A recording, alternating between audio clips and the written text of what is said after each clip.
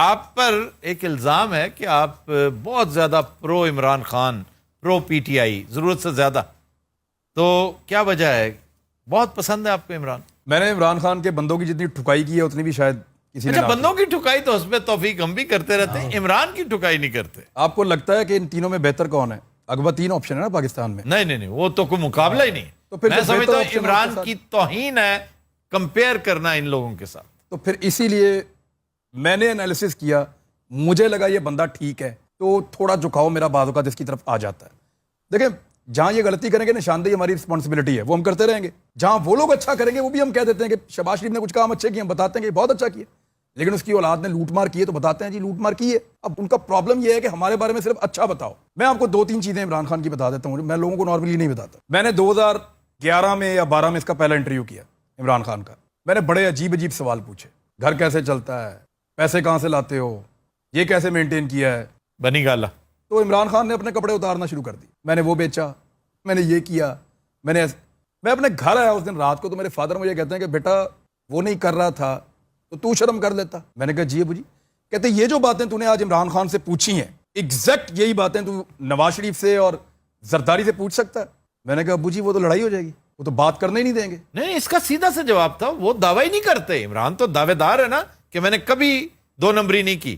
وہ تو بیچارے دعوے نہیں ایک کرتے. دھیلے کی کرپشن کا وہ کہتے ہیں شہباز شریف صاحب. شہباز شریف صاحب لیکن دیکھیں میں آپ سے عرض کرتا ہوں، میں نے اپنے فادر کو کہا، میں نے کہا جی وہ تو موقع ہی نہیں دیتے ایسی بات کرنے کا، وہ تو پہلے طے کرتے ہیں کہ آپ نے یہ پوچھنا ہے اور یہ نہیں پوچھنا، پھر انٹرویو دیتے ہیں. تو انہوں نے کہا پھر دیکھو یہ ان سے بہتر ہے. اس کا مطلب یہ نہیں ہے کہ تم اس کے ساتھ بلو دا بیلٹ جاؤ، لوگ ابھی تک اس کے ساتھ جاتے ہیں.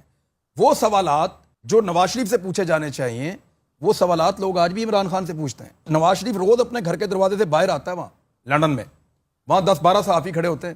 آپ نے کسی کو ایک دفعہ بھی پوچھتے ہوئے سنا کہ میاں صاحب یہ گھر کیسے لیا؟ وہ پھر نیکسٹ ڈے آئے گا نہیں وہاں پہ. آفتاب بھائی وہ لندن ہے، وہ نیکسٹ ڈے وہاں پہ آ سکتا ہے. نہیں، سوال نہیں کرنے دیں گے اسے. آپ ان کا سسٹم آپ چیک کریں کیسا ہے. ان کا سسٹم آپ کوئی ایک پوچھ پائے میاں صاحب یہ گھر ہے نا 2 نمبر، اس کا جواب آپ نے نہیں دیا ہوا وہاں پہ. وہ منی ٹریل آپ سے مانگا تھا، آپ آج تک نہیں دے سکے. اس کا منی ٹریل اگر ہے تو ہمیں دے دیں، ہم بھجوا دیتے ہیں پاکستان. کوئی نہیں پوچھ سکا، وہ سوال لیتے ہی نہیں ہے. اچھا ایک تو مجھے اس سے لگا. دوسرا میں نے ایک دن ان کی خیبر پختونخوا میں حکومت بنی تو میں نے لتاڑ کے رکھ دیا حکومت کو. کوئی ایشو ہوا تھا ایسا تو مجھے فون آیا نعیم الحق صاحب کا. انہوں نے کہا جی وہ عمران خان صاحب آپ کا تھینکس کہہ رہے تھے. میں سمجھا طنز کر رہا ہے. نارملی ایسے ہی ہوتا تھا کہ ہم کسی حکومت کے خلاف کوئی کام کرتے ہیں تو وہ جھگڑا کرتے ہیں ہمارے ساتھ. بعد میں کہا نہیں وہ آپ کو تھینک. میں تھوڑے عرصے بعد اسلام آباد گیا، میں نعیم الحق سے ملا. میں نے اس سے کہا، میں نے کہا یار تھینکس کس بات کا، میں نے لتاڑ کے رکھ دیا تمہاری گورنمنٹ کو، آپ کے وزیر اعلیٰ کو میں نے پتہ نہیں کیا کچھ ڈکلیئر کیا اور یہ سارا کچھ ہوا، ہم نے تو آپ کے بیڑا غلط کیا تھا. اس نے کہا نہیں یہ نہیں تھا، خان نے ان کو سمجھایا تھا یہ مت کرنا، پھنس جائیں گے، یہ غلط کام ہے. تم نے جب اس کے اوپر پروگرام کیا تو اس نے رسپونڈ کیا کہ بہت شکریہ تمہارا. وہ ڈفرنٹ ہے سر، وہ اس طرح کا نہیں ہے. ابھی تھوڑے دن پہلے ان کے وفاقی وزیر نے آدھا گھنٹہ میرے اوپر پریس کانفرنس کی ہے، غلام سرور نے. ہاں مجھے اس نے دھمکیاں دی، مر بھی سکتے ہیں، مار بھی سکتے ہیں. مجھے وکلا نے کہا کہ اس کے اوپر کیس کر دیں، آپ کا بنتا ہے. بیچ میں یہ بھی کہتا رہا کہ نون لیگ کا بندہ ہے. اس کا میرا بڑا نقصان کیا تم نے، پتا تمہیں اس معاملے میں؟ جی میری ٹیم اب بھی وہاں پہ گئی ہوئی ہے، رنگ روڈ پر اس اسکیم کے اوپر ڈاکیو کر رہے ہیں ہم، رپورٹنگ بھی ہو رہی ہے اس کے اوپر، ہم بہت بڑا سکینڈل ہے، بڑا کچھ کر رہے ہیں. میں نے فون کیا تو خان صاحب اس وقت انہوں نے اٹینڈ نہیں کیا، غلام سرور خان صاحب نے. تو گھنٹہ بعد ان کی کال آئی، میں اس وقت جم میں تھا. میں نے پھر معذرت بھی کی اور ساتھ کہا کہ اب میں اویلیبل ہوں. لیکن بائی دیٹ ٹائم انہیں سمجھ آ چکی ہوگی کہ یہ بھی اسی حوالے سے میرے ساتھ بات کرنا چاہتا ہے. اپنی آپ کے قابو آئیں گے وہ، تو اب بھاگ گئے. پھر ہی نیور کالڈ اس میں آفتاب بھائی ایکچولی ہوا یہ تھا کہ عمران خان صاحب کا نا ایک بڑا ایشو ہے جو ان کے ساتھیوں کو فیس کرنا پڑتا ہے. ان کے لاہور میں، میاں والی میں اور راول پنڈی میں ایسے گندی نوعیت کے سورس ہیں کہ وہاں پہ کچھ بھی غلط ہوگا وہ ان کو پتا چل جاتا ہے. ان 3 شہروں کے اندر کچھ بھی ہوگا عمران خان کو انفارمیشن مل جاتی ہے، اور ایسے عجیب طریقے سے پنڈی، میاں والی اور لاہور. اچھا ان 3 جگہوں پہ پرانے گھاک قسم کے لوگ بیٹھے ہوئے ہیں مختلف جگہوں پہ، وہ اس کا سورس ہے پرائم منسٹر آف پاکستان کا.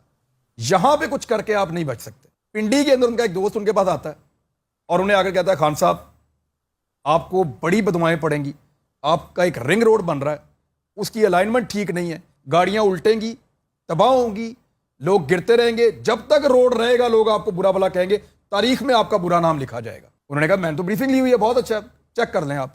خان صاحب نے بریفنگ بلائی، پوچھا، وہاں کا کمشنر تھا، اس نے قسم اٹھائی، اس نے حلف اٹھایا کہ خان صاحب یہ ٹھیک ہے. اور نقشہ کوئی اور دکھا کے چلا گیا. خان صاحب نے کہا اپنے پرنسپل سیکرٹری کو اس کو چیک کرواؤ. جب انہوں نے چیک کیا تو سارے نقشے آ گئے, کوئی زگ زیگ بنا ہوا ہے, کوئی کسی طرح بنا ہوا ہے, وہ نیا لوپ بیچ میں آیا ہوا ہے, وہ ساری کرپشن پکڑی گئی. اٹک لوپ. دوبارہ بلایا اس کو. اب وہ آیا, اس نے آگے کہا سیکرٹری نے کہ سر وہ ایکچولی نا تھوڑا سا آپ کو پتا ہے کہ الائنمنٹ کمشنر سوری تھوڑی بہت الائنمنٹ تبدیل ہوتی رہتی ہے. کیپٹن محمود نے کہا. خان صاحب کو پتا چل گیا کہ الائنمنٹ خراب کی. انہوں نے کہا اس کو جا کے ٹھیک کریں فوراً, اور یہ اسی طرح ہوگا جس طرح قانون کے مطابق ہے اور صحیح والا بنے گا. اس دوست کو فون کر کے شکریہ ادا کیا خان صاحب. اس نے کہا جی ابھی نہیں, اس میں کرپشن بھی ہے. پھر خان صاحب کے دوبارہ سے توتے اڑ گئے, یار یہ کیا ہو گیا, کرپشن ہے. اس نے کہا جی اس میں کرپشن ہے, آپ چیک کریں ذرا دوبارہ, یہاں بہت بڑی کرپشن ہوئی ہے اور آپ کے 2 وزراء انوالو ہیں جن میں سے ایک آپ کا بہت پیارا ہے. خان صاحب نے کہا نام, اس نے کہا وہ میں نہیں آپ کو بتاؤں گا, خان صاحب آپ انکوائری کروائیں. اس کا استعفیٰ لے کے خان صاحب نے ساری دنیا کو بتا دیا. پھر نہیں, خان صاحب نے انکوائری کروائی. جب خان صاحب نے اس کو کمشنر کو یہاں سے ہٹایا تو ایک بندہ خان صاحب کے پاس پہنچا, زلفی بخاری, کمشنر کی سفارش کرنے کے لیے کہ اس سے اچھا بندہ کوئی نہیں ہے. خان صاحب کو اس نے آؤٹ آف دا وے جا کے اتنی زیادہ سفارش کی کہ ان کو شک ہو گیا اس کے اوپر, ورنہ یہ تو بلو آئیڈ تھا.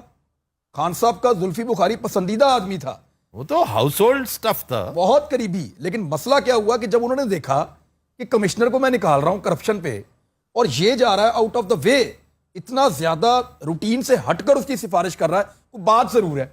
انہوں نے فون کیا اپنے اسی دوست کو, اسے کہا یار زلفی بخاری کا تھا. اس نے کہا جی بالکل وہی بندہ ہے. اور دوسرا غلام سرور ہے.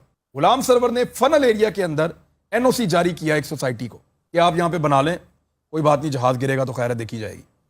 نمبر 1 یہ کروایا اس نے. نمبر 2 انہوں نے رنگ روڈ کے اوپر اس سوسائٹی کو لا کر اس کی 20,000 سے زیادہ فائلیں اس کے بیٹے نے بیچی. یہ سارا پیسہ جو انہوں نے. اور زلفی بخاری کا کیا معاملہ تھا, وہ کہتے ہیں کہ 1 انچ بھی زمین نہیں ہے. میں آپ کو FIR ابھی کر دیتا ہوں, واٹس ایپ